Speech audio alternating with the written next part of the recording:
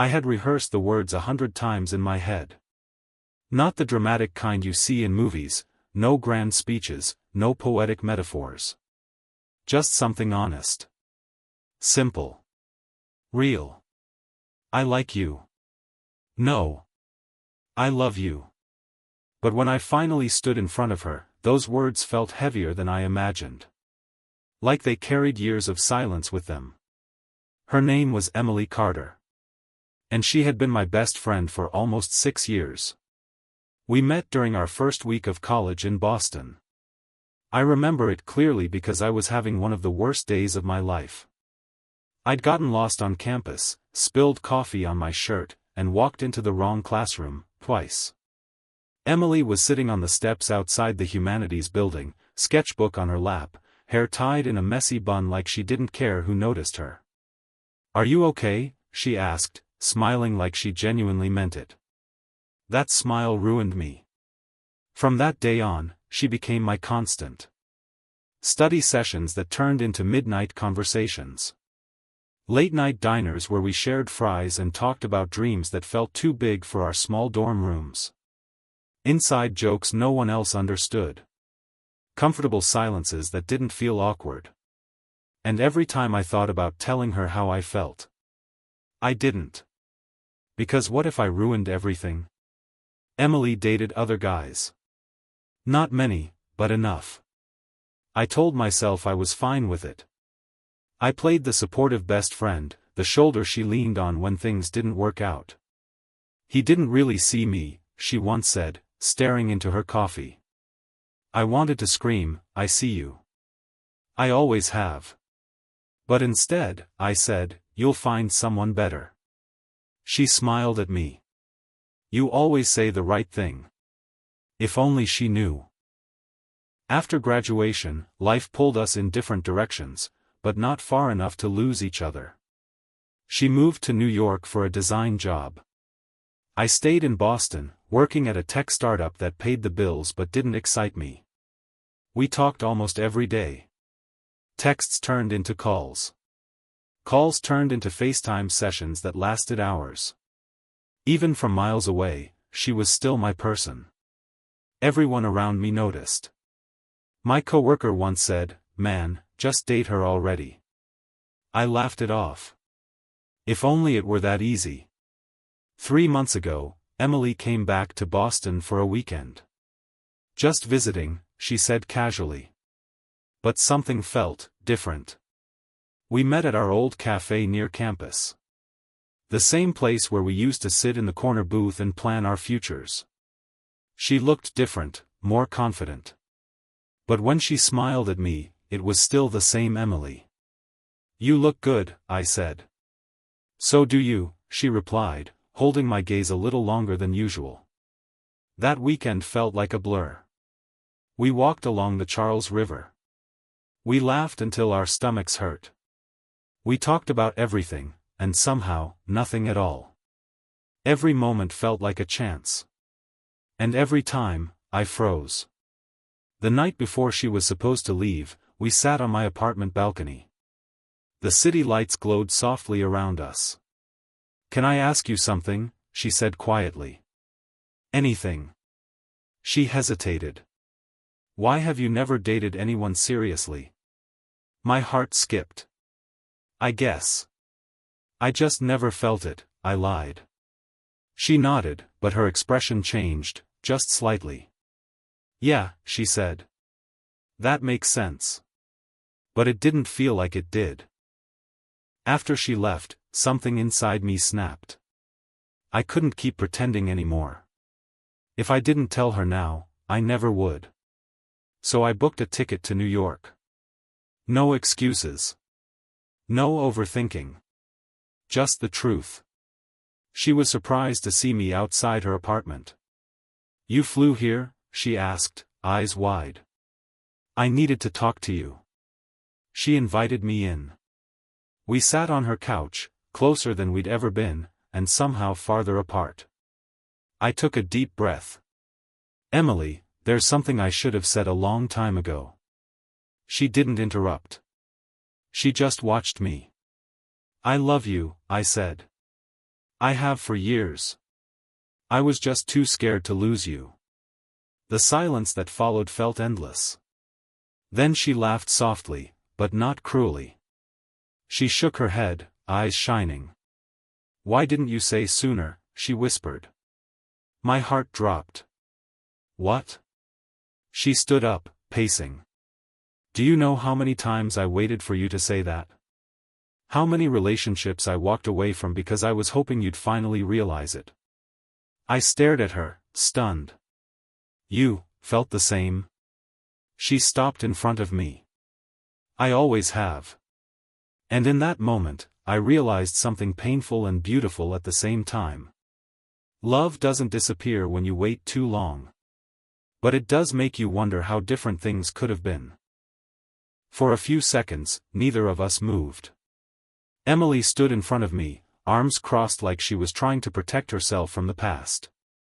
I was still sitting on the couch, heart racing, replaying her words in my head. I always have. You're serious? I finally asked, my voice barely steady. She laughed softly, shaking her head.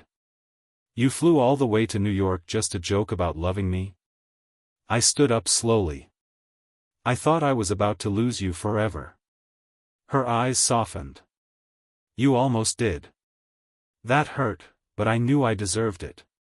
She walked toward the window, looking out at the city lights. I used to wait, she said quietly. Every birthday. Every late-night call. Every time you hugged me a little longer than usual. I swallowed hard. I kept thinking, this is it. This is when he'll finally say something. I remembered all those moments. The ones I convinced myself didn't matter. I was scared, I admitted. You were everything to me. I didn't want to ruin what we had. She turned around.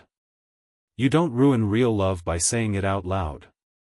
That sentence hit me harder than anything else. We sat down again, this time closer. So why now? She asked. Why after all these years? I looked at her hands, resting nervously in her lap. Because I realized something when you left Boston, I said. Every place felt empty without you. And the idea of you falling in love with someone else, someone who wasn't me, made me feel sick. She smiled sadly. I dated a guy last year. Almost said yes when he asked me to move in. My chest tightened. What happened? I told him I needed time, she said. Because part of me was still waiting for you. Silence settled between us again, but this time, it felt warm. I don't want to be your almost, she said. If we do this, I need to know you won't disappear when it gets hard. I stepped closer. I won't, I said firmly. I waited too long to find you. Her eyes searched mine, like she was making a final decision. Then she reached out and held my hand. Not a friendly squeeze. Not a casual touch. This was different. Electric. Real. I can't promise this will be easy, she whispered. I don't want easy, I replied. I want you. Her breath caught. For a moment, she didn't move, then she leaned in slowly, giving me enough time to pull away if I wanted to. I didn't. Our lips met softly at first, like we were both afraid this might disappear if we rushed it. Then everything we'd held back for years came flooding out. The kiss was gentle, emotional, almost trembling, like we were finally catching up on lost time. When we pulled back, her forehead rested against mine. About time, she whispered with a small smile. I laughed quietly. I'm an idiot. She smiled wider. You're my idiot. That night, we talked until the sky started to change colors. About all the moments we misunderstood. All the signals we were too afraid to read. All the time we almost missed. I used to think love had to be loud, Emily said. Big gestures. Dramatic moments. And now? I asked. Now I think it's the person who stays, she said. Even when they're scared.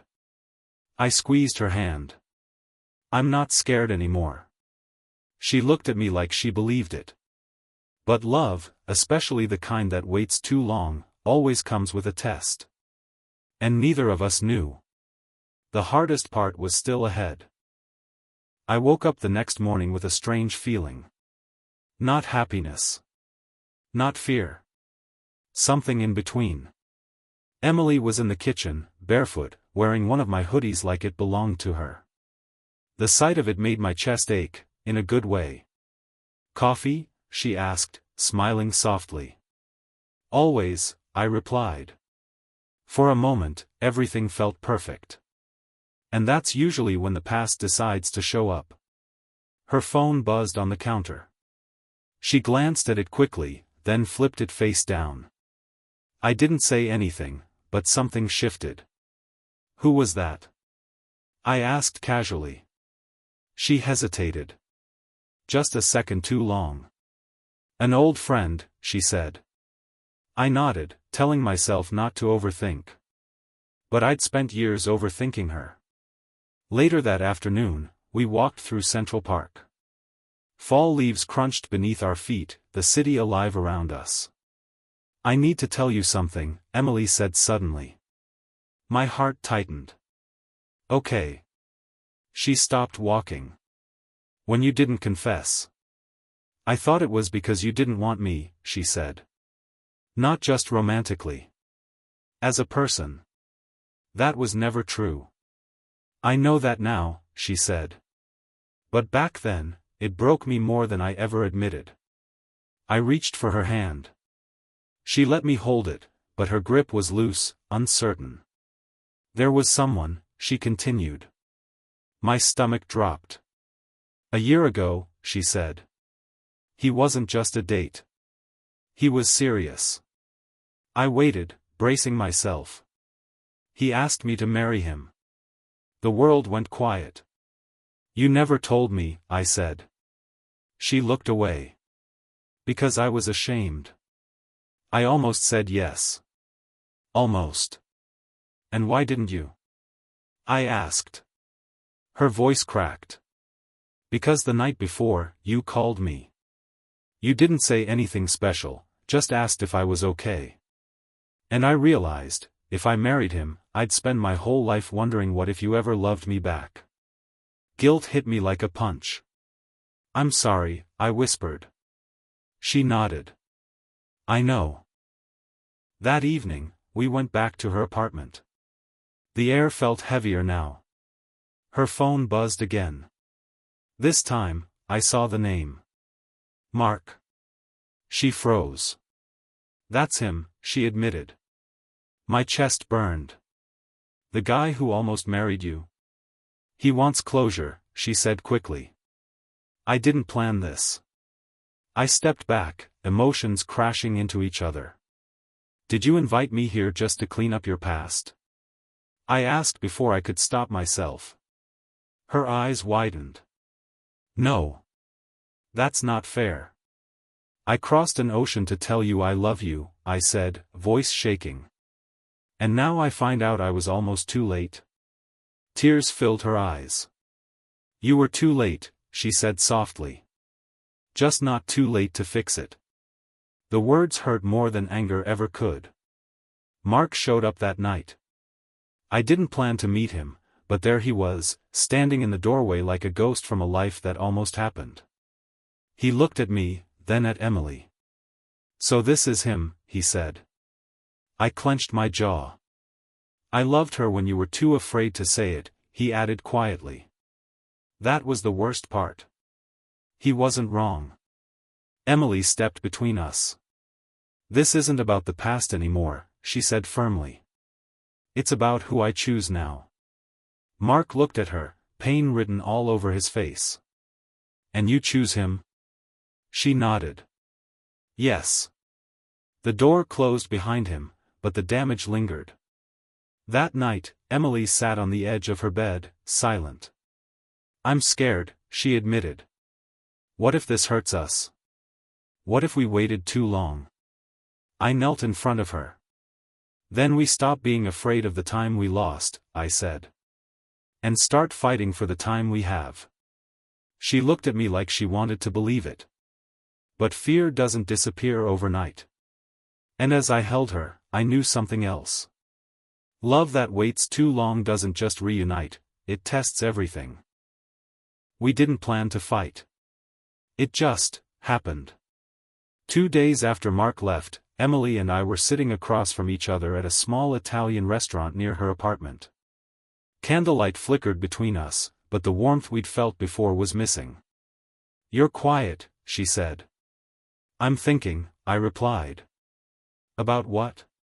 "About whether I'm just your safe choice now," I said before I could stop myself. Her fork froze mid-air. "What?" "The guy who finally showed up after everyone else failed," I continued. "The one who feels familiar." Her eyes hardened. "That's not fair." "Isn't it?" I asked.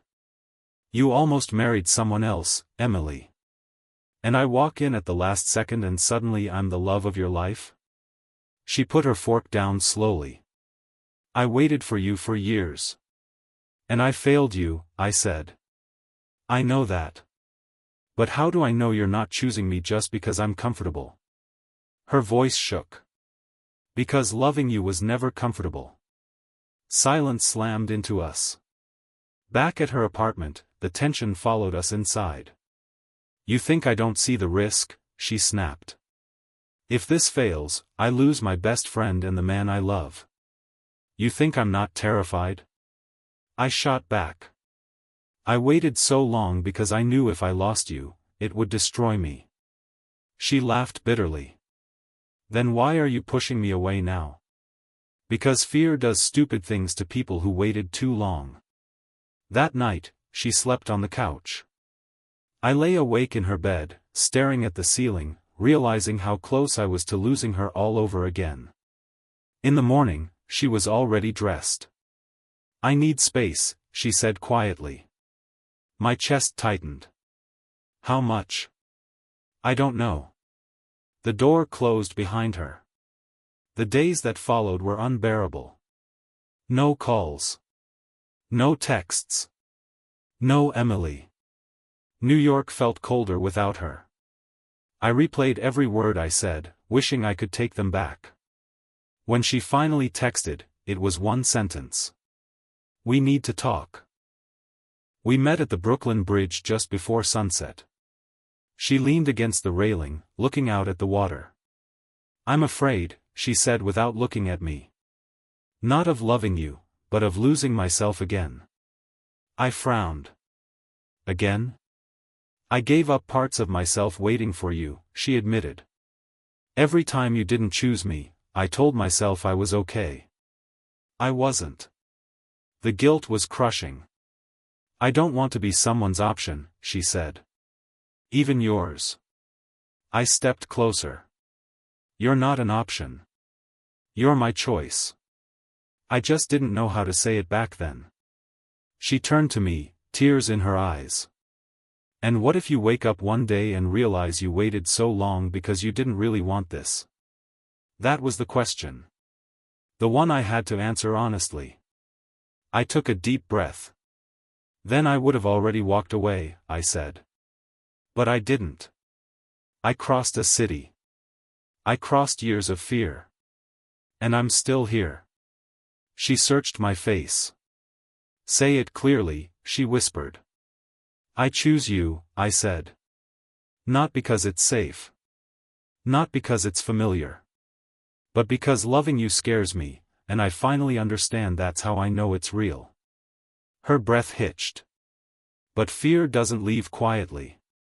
"I got offered a job in Chicago," she said suddenly. My heart sank.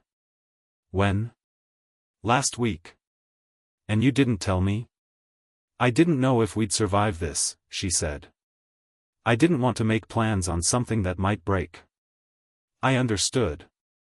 And that was the hardest part. "So what happens now?" I asked. She looked at the city skyline. "Now you decide," she said.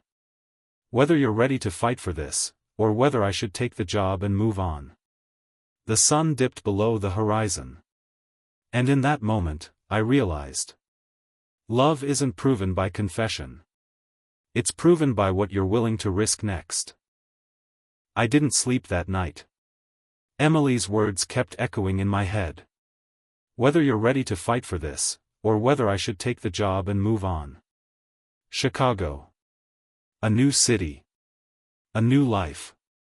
One without me. By morning, I knew one thing for sure: I couldn't let fear make my choices anymore. Not again. She texted me at noon. I'm leaving tonight. Flight's at 8:40. No emojis. No softness. Just truth. I grabbed my jacket and headed for JFK. The airport was loud, chaotic, and painfully indifferent to the fact that my entire future was hanging by a thread. I spotted her near the departure gate, suitcase beside her, staring at the screen like it might give her permission to leave. I walked up slowly. Emily. She turned, and for a moment, all the walls she built cracked. You came, she said. I had to, I replied. Not to stop you. But to be honest. She folded her arms, bracing herself.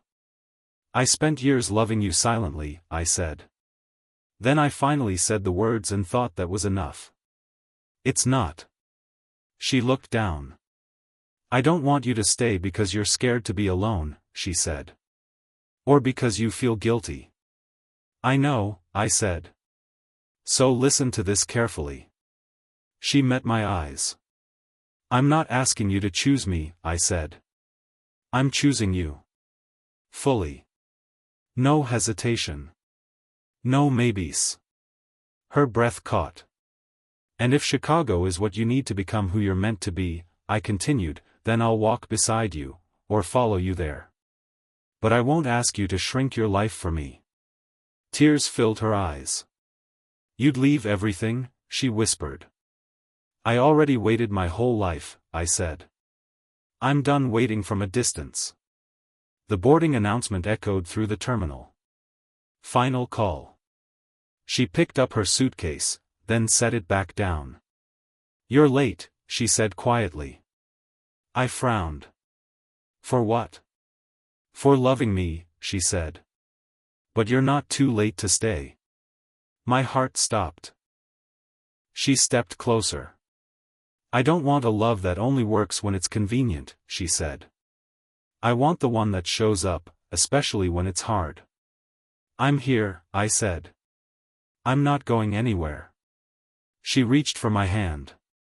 I didn't take the job, she said. What? I turned it down this morning, she admitted. I just needed to know you wouldn't run again. I laughed through tears. I won't. She leaned into me, forehead against my chest. Promise me something, she said. Anything. If you're scared, say it, she whispered. Don't disappear. I kissed the top of her head. I promise. The gate closed behind us. But this time, we walked away together. Outside the airport, the night air felt lighter. Different. Like something heavy had finally been released. Funny, she said softly. All those years, I thought love was about timing. And now? I asked. Now I think it's about courage, she said. And choosing each other again and again. I squeezed her hand. This time, I said, I'm not letting go. She smiled. Good. Because neither am I. But every love story that survives the storm still has one last question to answer.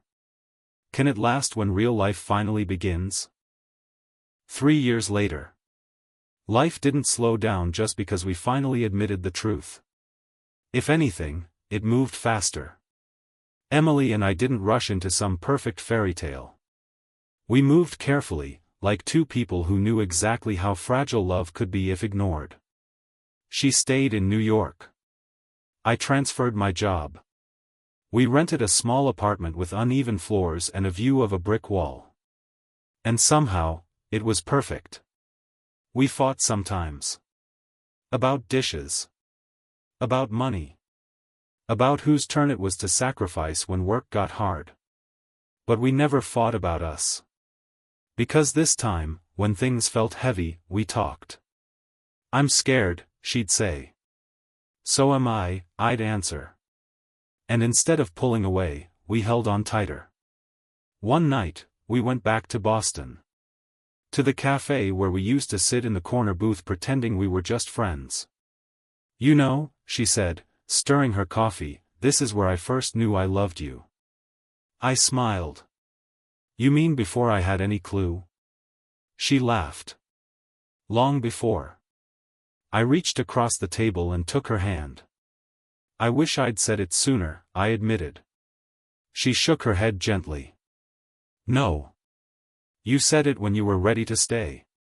Another year passed. Life became quieter. Deeper. The kind of love that doesn't need to prove itself every day, but shows up anyway. Then, on a rainy Sunday morning, she found me pacing the living room. "You okay?" she asked. I dropped to one knee. She gasped. "I waited too long once," I said, voice shaking. "I don't want to wait again. Emily Carter, will you marry me?" Tears streamed down her face. "Yes," she whispered. "I choose you. Always." Our wedding wasn't big. Just close friends. Family. Laughter. When she walked toward me, everything else disappeared. She squeezed my hands and whispered, "You finally said it." "And you waited," I replied. Years later, we sat on our balcony, older, quieter, stronger. She rested her head on my shoulder. "Do you ever think about what would have happened if you never came to New York?" she asked. I kissed her temple. "Sometimes," I said. "But I'm glad we didn't let fear write our ending." She smiled. "Me too. Love isn't always about timing. Sometimes it's about courage. Sometimes it's about staying. And sometimes, it's about finally saying the words you were always afraid to speak. Because the right person will wait. But the right love? It's the one you choose, again and again, once you finally understand what's at stake."